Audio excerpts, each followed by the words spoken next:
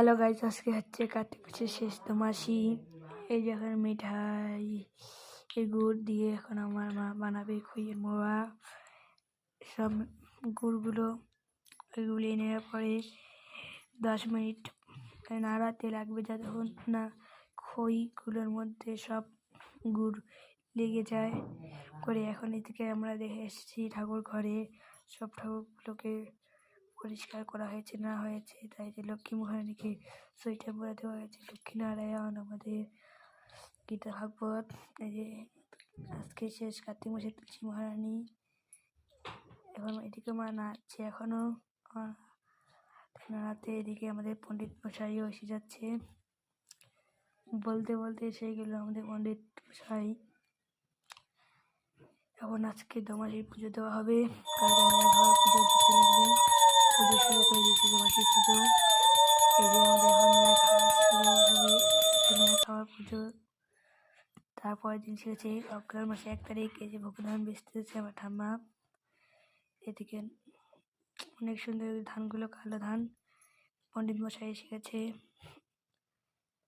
এই যে আপনাদের নয়া খাবার ধান, ভোগধান, এই যে ভোগধান চাল, মধু, ঘি, 108টি পাতা আমের।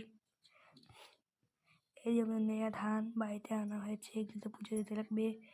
পণ্ডিত মশাই সবগুলোতে পঞ্চতন্ত্র বানিয়ে সব ঠাকুরের দিয়েছে। এর জন্য বোম্বা শান্তি।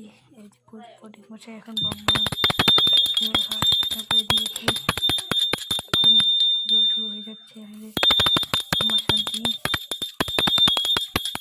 এখন আমাদের ফোন ধরা দেওয়ার পরে আগে দিয়ে আমাদের পণ্ডিত মশাই পাতা, ঘি, মধু, ধান দেওয়ার পরে আমরা সবাই দিব মধু, ঘি, পঞ্চতন্ত্র।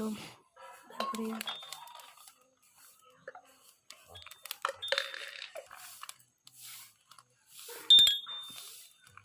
দেওয়া শেষ হয়ে গেছে।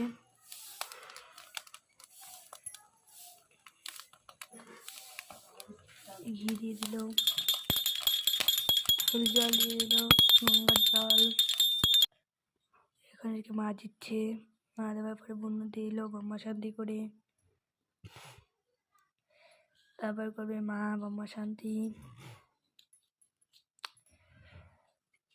এখন করবে মা বোম্বা শান্তি। এই পুজোতে উদ্দেশ্য হচ্ছে দেবকে না করার। কার্তিক মাসের শেষে অগ্রহায়ণের 1 তারিখে